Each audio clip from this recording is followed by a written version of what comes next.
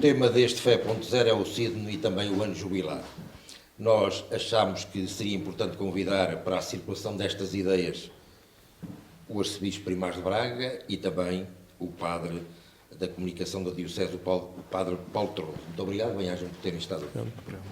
O Sínodo pretendeu mostrar uma igreja cristã que sabe estabelecer um encontro, que escuta e que é a voz de Dom José Cordeiro. O Sínodo é um processo, como o próprio nome indica, é o caminhar juntos. O Papa quis alargar o mais possível, é a primeira vez na história que tantas pessoas são envolvidas neste caminhar sinodal missionário, como é o próprio objetivo deste caminho para uma maior fidelidade ao Evangelho hoje. Foi preciso escutar. Claro que sim, essa é a primeira atitude. Antes de mais, escutar o Espírito Santo, escutar Deus em nós, depois escutarmos uns aos outros. E foi uma escuta local, foi uma escuta mais alargada nacional, continental e mundial, com as assembleias realizadas em Roma, onde o Padre Paulo também pôde estar, nestas duas últimas. Mas isso são pontos nos quais a Igreja se apoia para depois poder lançar linhas mais amplas e alargar os horizontes, porque mesmo o documento final, também pela primeira vez na história, não escrito a partir da escuta apenas pelo Papa, mas o Papa com a Assembleia Sinodal, e ser um documento de magistério, é algo que aparece como um sinal provocatório e provocador para este caminho sinodal, dizer que é mesmo levar a sério, não é tentar responder a umas questões, mas no mundo de hoje, como é que nós somos cristãos, como é que somos discípulos missionários de Jesus Cristo. E que voz é que o Sínodo, com essa introdução do Espírito Santo, trouxe para cada um de nós? Deixou alguma voz assim, de apelo, de mensagem, para que cada cristão tome mais posição, seja mais participativo? Esperamos que sim, a começar por mim, em cada igreja local, a começar pelo seu bispo, mas alargado a todos, para que haja uma corresponsabilidade diferenciada, onde todos somos importantes, cada um com a sua responsabilidade e com a sua vocação, mas juntos a construir o melhor bem comum na promoção e na defesa da dignidade da pessoa humana, mas à luz do Evangelho, mesmo é dizer, à luz de Jesus Cristo, que é a nossa esperança. E esta também é a nossa esperança, que possamos contagiar cada vez mais pessoas neste processo sinodal, porque as mudanças custam sempre. E no mundo em que vivemos, nestas mudanças tão rápidas, e a acontecerem também mudanças no interno da Igreja, é para todos nós muito difícil de peregrinar juntos, porque cada um acha que tem as melhores ideias e as melhores soluções, mas elas só têm sentido se forem partilhadas. Por isso é que a formação é tão importante, esta formação integral, contínua e partilhada, para que este processo possa prosseguir. Sabemos onde estamos, não sabemos para onde nos levará, mas que este método da conversação no espírito, a ser implementado cada vez mais em todas as realidades da Igreja, há de dar os seus frutos e esperamos que seja o melhor para o hoje da Igreja. Eu tomava aqui uma nota importante, que é: há quem diga que hoje o cristianismo está a ser arrancado àquela sua parte social e por isso não possa ser fecundo no futuro. Pensa isso. Não, o cristianismo é sempre encarnado. Se não se fizer cultura, é porque não é cristianismo, é uma ideologia. Mas desde os inícios que o cristianismo assumiu carne na pessoa de Jesus Cristo. Não é uma ideia, é uma filosofia, mas é uma pessoa e é encarnado em cada lugar, em cada cultura onde ele se insere. Daí o nunca estar adquirido, nunca estar conseguido, está sempre em caminho. Daí falarmos em processos e não apenas em ideias, ou em dogmas, ou em princípios, mas ancorados em Jesus Cristo, que é a nossa esperança, de juntos fazermos esse caminho da enculturação social, cultural, espiritual, antropológica. Padre Paulo Torroso, a Igreja, ou nós próprios, cada um de nós, que o seu coração deve-se deixar contagiar, no fundo, para sermos cada vez melhores e também termos uma Igreja melhor? Um dos grandes objetivos do Sínodo foi precisamente este, envolver todos. Uma das grandes, uma afirmação forte do Sínodo é que o povo de Deus é sujeito da Igreja. O que é que isto significa concretamente? Significa que leigos e leigas, padres, religiosos e religiosas, bispos e papas são todos sujeitos da missão da Igreja. Têm uma voz, têm um papel, uma corresponsabilidade diferenciada. Talvez ao nível laical perceber que não são meramente espectadores. Eu acho que aqui uma das grandes... Somos participantes? Precisamente, não é? Somos, claro. E esta auscultação, enfim, não quer dizer que não houvesse a participação de leigos, mas a este nível, como aconteceu desde 2021, ao nível da Igreja local, onde todos foram chamados, participou quem quis, a verdade é que houve muitas dificuldades, houve mesmo resistências, mas quem participou sentiu-se feliz por participar, percebeu, sentiu a alegria dessa experiência, o Dom José já falou da conversação no espírito, o método que foi usado, mas o que a Igreja quer cristãos adultos. Essa é uma das grandes afirmações do Concílio Vaticano II, não é? Que se espera que todos nós, batizados, não é?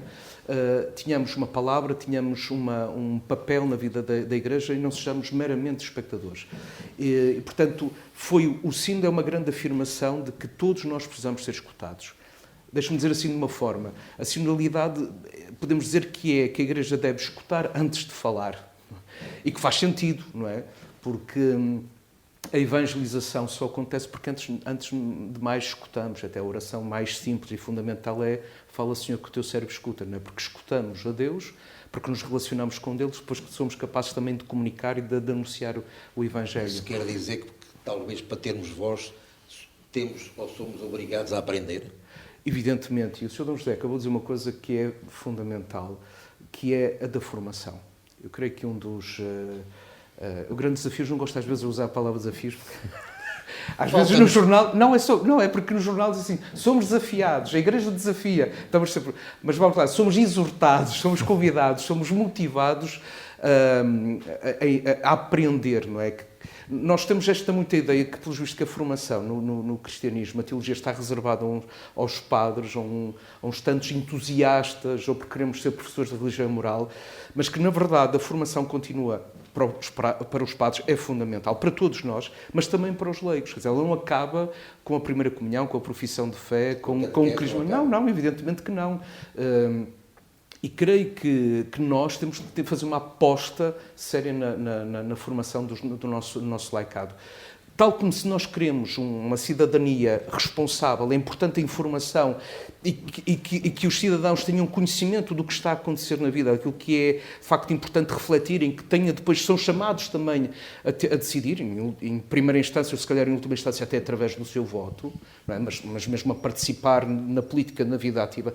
Da mesma forma, na Igreja, se queremos cristãos maduros, e que sejam capazes de participar de uma forma adulta, eles precisam de ser formados. Isso é fundamental. A formação é fundamental. E é uma das grandes notas ou digamos também uma das grandes afirmações deste sínodo. É importante formar todos nós, mas de modo particular os leigos, que estão muito distanciados, ou seja, uma explicação, não querendo juntar temas aos temas, mas quando nós falamos do clericalismo, uma questão muito simples passa, e as pessoas percebem nas nossas paróquias, que é: o seu padre é que decide. O seu padre é que decide. Assim, e há tanto clericalismo nisto, o seu padre é que decide, é que manda e que sabe muito bem como há de fazer, como também sou eu que mando. E, portanto, aqui que sou eu que mando. Também há clericalismo aqui, mas também há clericalismo dizendo: o seu padre decide e entende, o senhor é que sabe, o senhor é que sabe. E o que nos pede são lideranças colaborativas, participação de todos. Precisamente, é nessa escuta mútua, nessa circularidade que é outra palavra que aparece no CID, não é? Digamos que é o outro lado que a sinodalidade traz da piramidalidade à circularidade, onde a escuta todos, porque todos nós, ungidos pelo Espírito Santo, não é? Também temos essa palavra. Por exemplo, por nós também passa a palavra de Deus. Também Padre Paulo Trouxe, desculpe.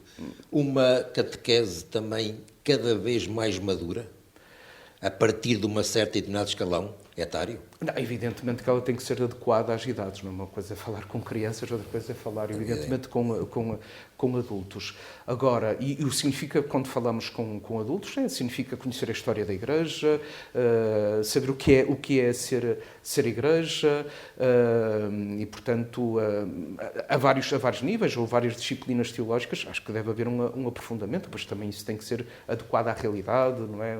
Ou até o programa pastoral que está a ser proposto naquela diocese, ou a nível da Igreja Universal. Enfim, a formação, ela vai de encontro também com aquilo que são as necessidades ou também os pedidos. Dom José Cordeiro, estamos, parece-me, num espaço-tempo, que são duas realidades completamente diferentes. Isto quer dizer que precisamos descobrir uma forma nova, ou forma nova, ou nova forma de cristianismo, para nos adequarmos, para nos prepararmos? Várias vezes foi dito também no decorrer deste processo que está em curso que não queremos uma igreja nova, nós estamos a criar uma nova igreja, queremos uma igreja renovada, a renascer, o nascer de novo, na fidelidade ao Espírito Santo, ao Evangelho, e por isso é tão importante ir às fontes, como já foi há 60 anos com o Concílio Vaticano II, ir redescobrir a beleza dos textos do primeiro milénio, dos primeiros séculos, que são tão atuais que nem sequer nós imaginávamos, mas ler um texto de Santo Agostinho, de Santo Ambrósio, de São Basílio,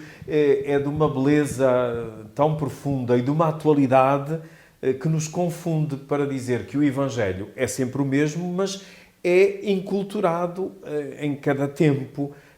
E o que nós queremos é ser fiéis à fidelidade de Deus neste tempo.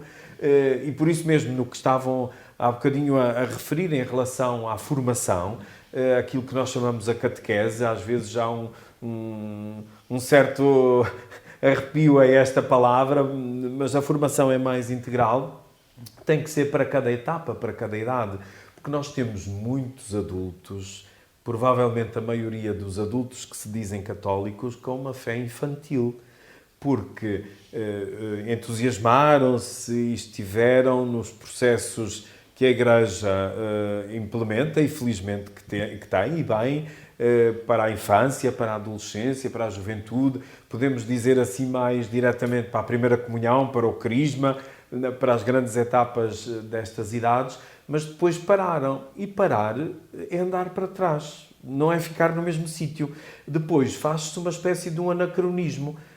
Nós crescemos noutras dimensões científicas, culturais, técnicas, e com estes elementos e com aqueles que temos da infância e da adolescência, queremos interpretar e ler a realidade e os sinais dos tempos, mas não é possível, porque há aqui um grande desnível. Sim, às vezes até a ignorância religiosa, e há uma iliteracia da fé que exige de todos também uma humildade. Mas felizmente que hoje há muitas ferramentas na internet, de várias formas, publicadas em papel, ou de tantas circunstâncias como nunca houve.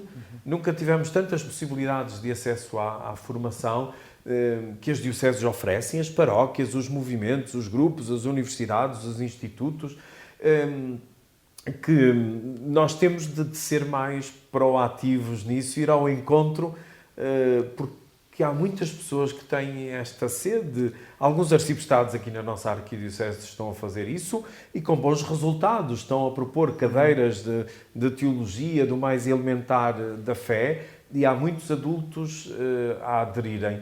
E este caminho tem de ser feito, é quase como um refrão permanente. Formação, formação, formação, para que haja essa tal harmonia na vida, porque a fé é algo vital, não é uma coisa do domingo, ou das festas, ou dos momentos mais emblemáticos da vida, ou até do limite da vida na morte, mas tem de ser ser vivido no cotidiano.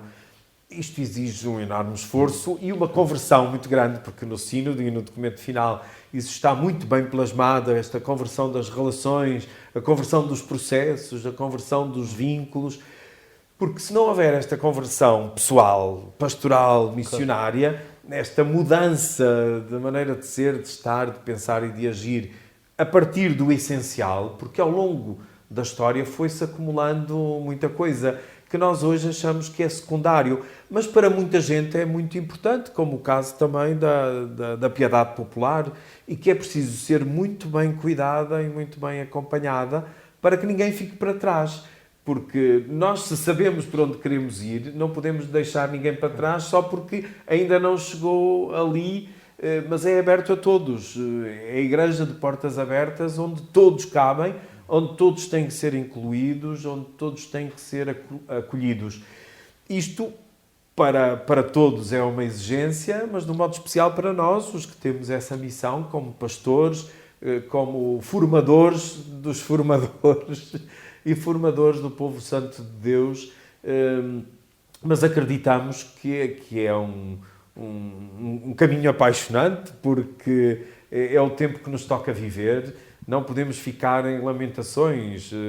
Se calhar o que temos que perguntar é que, antes de perguntar quem sou eu neste mundo e na igreja, é para quem sou eu? E o que é que eu posso fazer pela igreja? Porque às vezes nós pedimos à igreja aquilo que nós próprios podemos e devemos também construir conjuntamente. Porque é muito mais fácil exigir ou apontar ou criticar, mas o que hoje tem de acontecer esta tal circularidade, a comunhão, a participação, a missão, que é de todos e para todos. E todos somos agentes pastorais, quer dizer que não somos receptores ou consumidores da religião, mas temos que ser participantes ativos, conscientes, e daí voltamos outra vez ao mesmo, a importância decisiva de uma formação integral, contínua, partilhada, que depois se acompanha com o próprio testemunho. Todos nós somos devedores uns dos outros, mas em todas as comunidades, em todos os lugares, há pessoas, ou em razão da sua idade, ou da intensidade e profundidade com que vivem o cristianismo, que são para nós sinais luminosos de esperança, felizmente. Padre Paltroso, escutar e procurar Deus, isto mais ou menos até nesta linha, Sim. é um processo que nos convoca a servir o outro, o próximo? Sim, porque o objetivo do sínodo é precisamente colocar a Igreja no estado permanente de missão. Servir. Aliás, o Papa Francisco, na Evangelho Gaudium, fala, creio que é o número 17, uma renovação inadiável, e ele aí fala numa transformação, numa reforma mesmo, para colocar a Igreja em estado permanente de missão. E por isso é que este sino existe, podemos colocar assim até sob a forma de questão. Como é que nós evangelizamos hoje, no século XXI? E o Papa Francisco entende, veja assim, no discurso que ele faz dos 50 anos, ou melhor, nos 60 anos do Sínodo dos Bispos, sim. Mas agora estava... Não, nos 60 anos, precisamente, da instituição do Sínodo dos Bispos. Agora estou na dúvida. Foi cinquentenário. Cinquentenário, agora sim, Sim. cinquentenário, obrigado. É isso, cinquentenário, em 2015, que ele faz do Sínodo dos Bispos. Sim. E ele diz... o caminho da sinodalidade é aquele caminho que ele entende que é este o caminho que Deus quer para a Igreja do terceiro milénio. Portanto, a forma da Igreja ser, esta forma da Igreja ser, que ela não se compreende senão reunir-se, rezar, escutar a palavra de Deus e escutarmos uns aos outros para tomarmos uma decisão, para evangelizarmos. Se nós formos aos primórdios da Igreja, se nós formos ao livro dos Atos dos Apóstolos, nós percebemos que todas as grandes decisões portanto, estávamos lá com a presença de todos, não é? Quer para escolher quem vai substituir Judas Iscariotes, que se tinha suicidado. E, portanto, qual seria daqueles que acompanhavam Jesus, testemunhas da ressurreição, seria o novo apóstolo, para constituir aquele grupo dos 12, até ao concílio de Jerusalém. E ao longo dos séculos nós percebemos que a Igreja se reunia em concílio, não é? Ou em sínodo, que é outra forma de dizer. Em grego, concílio é uma forma de dizer sínodo em latim, não é? E, portanto, a Igreja não se entende no seu caminho sem se reunir para escutar o próprio Espírito Santo, não é? O que é que ele está a dizer à Igreja naquele momento, e para tomar as decisões tendo em vista sempre a evangelização. E, portanto, sim, escutar é absolutamente fundamental, e isso é um dos grandes verbos deste sínodo. Escutar para anunciar. Para anunciar. Então, José Cordeiro, as reformas são sempre um desafio. Já o Concílio Vaticano II foi. Este sínodo também acaba por ser um desafio. Acha que ele pode abrir portas para um futuro concílio terceiro? Provavelmente sim, não para já. Daquilo que o próprio Papa Francisco disse, embora já há muitos anos atrás o Cardeal Martini, de feliz memória, dizia que era necessário um Concílio Vaticano III e que a Igreja estava atrasada 200 anos. Claro que há enormes desafios que estão diante de nós, mas a Igreja é um corpo e se olharmos até ainda mais de fora, vemos que é uma máquina muito pesada, presente em todo o mundo, por isso é católica e aberta à universalidade, e as reformas são muito, muito difíceis, têm que ser muito bem maturadas para não se quebrar o essencial. A unidade é em Cristo. Depois há outras coisas secundárias e provavelmente a Igreja poderá caminhar para aí. Não sabemos bem como, uma maior valorização das conferências episcopais, das províncias eclesiásticas. Há um conjunto de caminhos que precisam de ser aclarados e que neste momento ainda não estão assim muito bem maturados. Vê-se pelas próprias votações de muitas questões ali na Assembleia Sinodal, que é um bom termómetro daquilo que acontece depois localmente. Há provavelmente também muitos países ou conferências episcopais que gostariam de estar já mais à frente, mas como somos um corpo, não podemos viver, antes de mais, sem a cabeça, mas todos os órgãos são importantes, todos os membros são importantes, ninguém é insubstituível, mas todos muito importantes. E daí que este caminho a realizar juntos, com este método que está a ser também cada vez mais validado à medida que vai sendo experienciado, como nós fizemos já aqui em Portugal, com todas as dioceses. Tivemos no dia 11 de janeiro essa amostra em Fátima, que resultou muito bem, tanto que ficou já marcada uma para o próximo ano.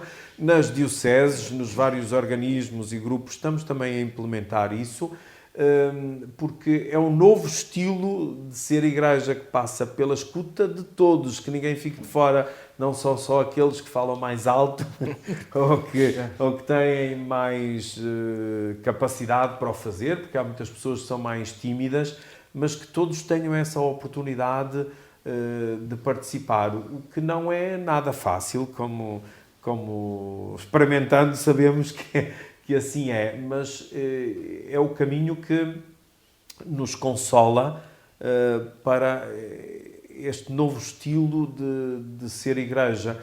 E nós hoje sublinhamos a sinodalidade, mas ela existe desde o início da igreja, porque só confrontando com a palavra de Deus, estão a pensar nos discípulos de Emaús, no encontro com Jesus, o desespero que tinham em saíram de Jerusalém e depois como voltam com outro ardor. No silêncio, no confronto com a palavra de Deus, naquilo que são as verdades essenciais, que às vezes também não é tão claro assim para todos, e depois estabelecer as prioridades do caminho, daquilo que se fala também de uma espiritualidade, da sinodalidade, porque exige muita oração. Não é só uma questão de conceitos, ou de espaços, ou de lugares. É muito mais do que isso, porque a Igreja é mistério e é missão em si mesma, mas no mistério não no sentido do arcano ou do enigma, mas no sentido de o fundador ser o próprio fundamento, que é Jesus Cristo. E neste caminho sinodal, uma transformação para este terceiro milénio com um cristianismo que assente num humanismo secular? O humanismo está imanente ao cristianismo. Não há nada que seja humano que não seja cristão. E também não há nada de cristão que não seja humano. E se acontecer é porque nem é uma coisa nem é outra. O caminho da Igreja é a pessoa humana. Por isso, Jesus Cristo encarnou, fez-se pessoa, fez-se homem, fez-se carne. Essa carne faz-se pão na palavra, na Eucaristia, no perdão. Nós temos tudo aquilo que precisamos para essa tal felicidade e santidade que é a vontade de Deus a nosso respeito. Agora, o modo como cada um tem que encontrar, esta é que é a grande surpresa e também, ao mesmo tempo, a limitação, mas o grande alcance, a grande maravilha, o desafio, o assombro da Igreja, que é maior do que o nosso coração e maior do que a nossa inteligência, porque a Igreja é do Espírito Santo. Quando dizemos do Espírito Santo é do Pai e do Filho, porque o mistério da Trindade não se pode separar. Significa que tem um fundamento santo, mas é humano, porque quer precisar da nossa colaboração. Poderia ter feito de outra maneira, mas escolheu-nos a nós, pecadores, e o pecado é condição para a santidade. Isto é, se eu não tiver consciência de que sou pecador, pensando que os pecadores só são os outros, eu nunca serei santo, porque o pecador é aquele que tem consciência da sua própria humanidade. Condição humana. E o Papa Francisco tem uma expressão muito, muito bela, que é pecadores sim, corruptos não. Porque o corrupto é aquele que acha que só são os outros e pode fazer tudo e está na mesma linha do clericalismo, que depois é para benefícios próprios e não para a construção do bem comum e, sobretudo, para a dignidade da pessoa humana e, no nosso caso, para a missão de propormos a melhor boa notícia que temos. É que Cristo ressuscitou, está vivo no meio de nós, revela-se nos mais pobres, nas periferias existenciais, geográficas, mas também nas periferias do coração de cada um de nós. Porque também nós podemos dar mais a Deus do que aquilo que estamos a dar mais aos outros do que estamos a dar, e não ficarmos no nosso egoísmo, individualismo ou na autorreferencialidade, mas sermos capazes de abrir o coração à missão. Mas sabemos que sem oração não há missão. Por isso é que o processo é desafiante. Padre Paulo, na sua opinião, que fermento e sal pode deixar este sínodo para a Igreja? Primeiro o sino, já agora, o sino não acabou. Sim. Ou seja, essa é uma das novidades deste sino, com a Constituição Episcopal Excommunium, é que o sino desenvolve-se em 3 fases. É a fase primeira de preparatória, não é? Que é a da auscultação de toda a Igreja. Depois a fase celebrativa, foi o que aconteceu nesta 16ª Assembleia Geral Ordinária em 2 sessões. E agora estamos na fase de implementação. Essa fase de implementação também é de partilha das ideias. É de aplicação daquilo que é este documento final, que Dom José já assinou. Primeiro que o Papa Francisco confirmou, validou o caminho, podemos dizer assim, ao dizer, não vou agora escrever aqui uma exortação apostólica sinodal, que, regra geral, há um outro sino que não aconteceu isso, mas regra geral há sempre uma exortação apostólica pós-sinodal depois da aprovação das conclusões. Diz, não, este é o documento final. Gosto até de uma expressão de uma teóloga, Cristina Nogués, que é a exortação do povo de Deus, Mas é uma exortação, e também Dom José já disse, eu gostaria de sublinhar, à conversão. São 5 partes, em 4 partes está ali um convite permanente à conversão, portanto, à transformação das mentalidades. E o que nos deixa, digamos, este sino, ou que nos convida este sino, como semente assim lançada à terra, é precisamente ter uma voz. Eu creio que uma das coisas que aconteceu com este sino foi dar voz, sobretudo, ao laicado. Não é?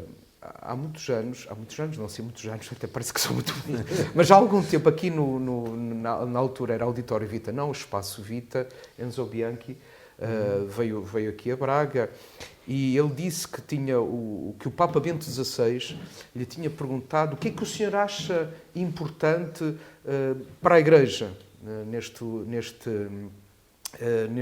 momento. E ele disse que não seja uma igreja em que o laicado seja áfono, mas que tenha palavra, que possa falar, não é? Que exercite esse direito, esse dever de falar. Portanto, e o Papa Francisco fez isso com este sínodo.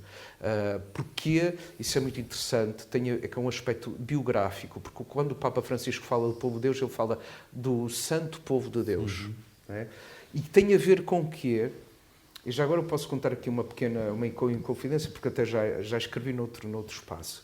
Tem a ver com o seguinte, tem a ver com a sua experiência na formação dos jesuítas na Argentina e com o trabalho nas Vila Miséricas, basicamente as favelas, bairros de lata. Ou seja, em que ele, mas sobretudo até depois dele ter, a experiência maior ainda foi depois de ele ter sido provincial da Companhia de Jesus na Argentina. Portanto, há um período em que ele tem um contacto muito direto com o povo de Deus, até no Sacramento da Reconciliação, e ele percebe isto, quer dizer, que se é evangelizar, o povo de Deus intui, o que ele chama, o sensus fidei, ou seja, tem esta connaturalidade com o divino, que nos vem através do batismo, e muitas das vezes vai até à nossa frente. Tem uma sensibilidade própria. Por isso é que ele diz até que o bispo deve ser não só mestre, mas também, é sempre mestre e discípulo, mas atenção, porque às vezes o bispo deve ir às vezes atrás, porque o povo à frente já vai intuir novos caminhos, não é? Isto quer dizer que também entra aqui muito da parte cultural do próprio Papa, porque vem de um país da América do Sul. Sim, evidentemente. Com outras videovidências, com outras formas de estar e viver, não é? Todos trouxeram isso. O Papa João Paulo II trouxe da sua a vivência da Polónia, fechada, sem voz. Precisamente, a própria experiência da Segunda Guerra Mundial, como o Papa Bento XVI, a questão até do concílio, da importância da teologia, enfim, uns que vão muito rápido, outros vão muito devagar, outros, enfim, progressistas, conservadores, todos, claro. O Papa é também a sua biografia, não é? Mas, portanto, eu acho que fundamental é isto de escutarmos uns aos outros, escutarmos realmente uns aos outros e levar a sério esse processo de escuta. Por isso é que um dos métodos que é confirmado da conversação do Espírito tem muito com isto, escutar o outro, que não é um exercício fácil. Deixa-me, já agora que falo nisso, há muita gente que hoje fala, aliás o Tomás Ali que falava nisso, entre um certo tradicionalismo e um certo progressismo da Igreja. Estas duas formas não acha que são um pouco infelizes do nosso cristianismo? Eu não gosto, mas a gente tem dificuldade a gente tem que meter ordem nas coisas e dar nome às coisas, não é? A verdade é essa, temos que dar, e portanto temos que, de alguma forma, sem fazer classificações fáceis. Eu gosto, tenho pensado às vezes a formar assim do ouvido da Igreja não é o ritmo dos mais rápidos nem o dos mais lentos, é o ritmo do Espírito Santo. E essa é a agenda que nós devemos seguir. A nossa agenda não é... E por isso é que o Papa Francisco sempre falou que... O ritmo do Espírito Santo adaptado aos tempos, não. O ritmo do Espírito Santo é isso. Em termos ginacianos, que eu me identifico muito, é procurar encontrar e eleger a vontade de Deus, não é? Saber o que é que de facto Deus nos está a pedir, ou nos confia, e escolher isso para nós. Eu acho que isso é importante.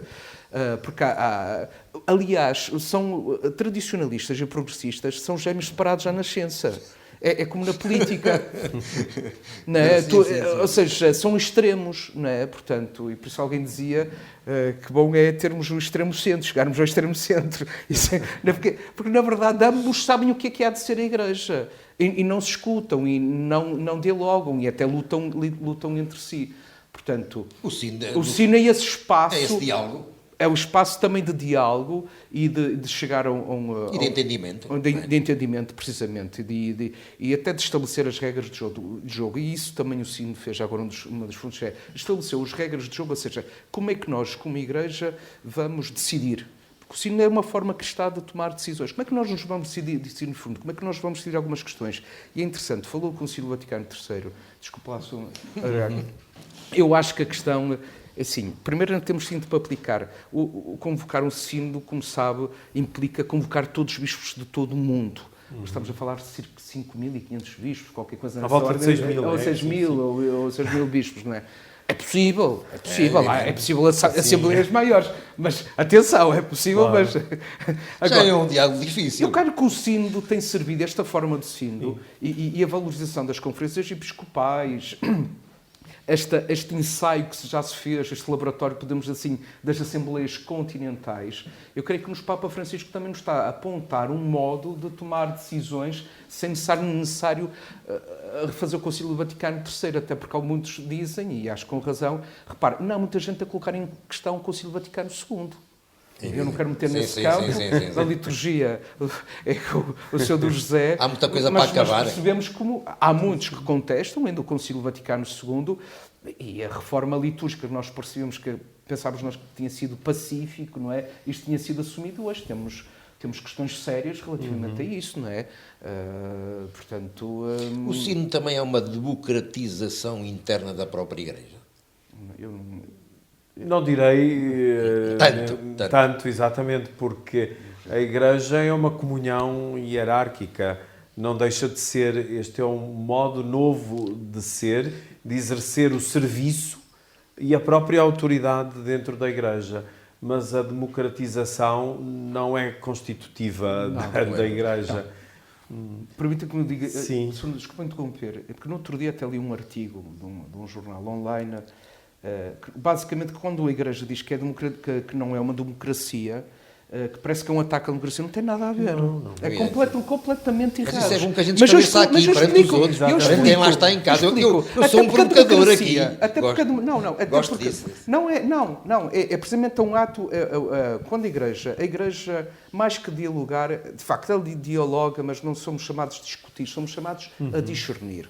Portanto, e não devemos ter medo que há uma linguagem própria, ainda que nós tenhamos que fazer este esforço, como disse o Dom José, já falou, que até os padres da Igreja faziam, quer dizer, de ajudar as pessoas a perceber o que é que significa. Portanto, discernir é precisamente escolher, eleger, saber o que é que Deus nos está a pedir para nós. E isso pode até levar à eleição. Agora, vamos lá ver uma coisa que é essencial.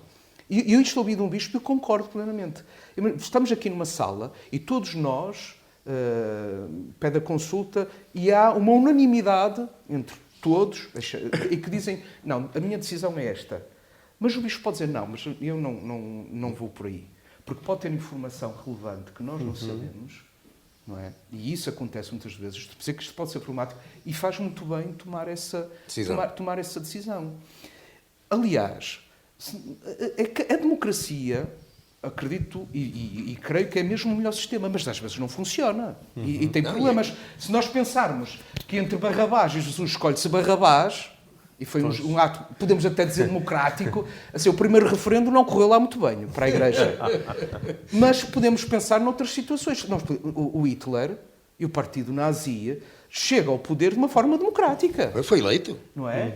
Nós cantamos a Grândola Morena, eu gosto muito de cantar a Grândola Morena, mas às vezes parece, quer dizer, o povo ordena quando determinado espectro político sente-se reconhecido naquela eleição.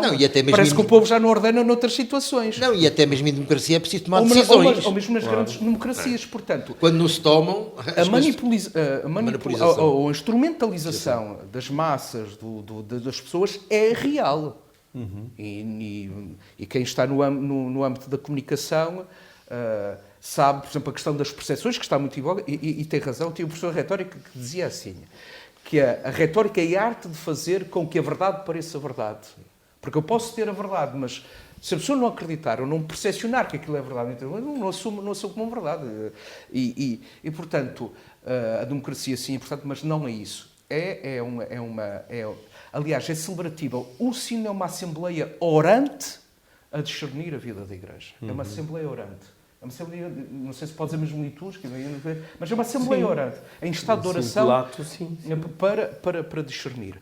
Ainda que possa ser o uso do voto, mas o uso desse voto é a expressão da minha fé, da minha oração, mais do que um âmbito partidário. É a eleição daquilo que eu reconheço como vontade de Deus. Aliás, no conclave, quando o cardeal vai lá colocar o seu voto, ele coloca-o diante de Deus, que é aquele, quer dizer, que está a eleger de facto aquele que em consciência e segundo o Espírito é a pessoa mais indicada. Portanto, não é falar de mal da democracia. A democracia tem as suas regras, muito bem, mas a Igreja não é uma democracia. E não tem que ser.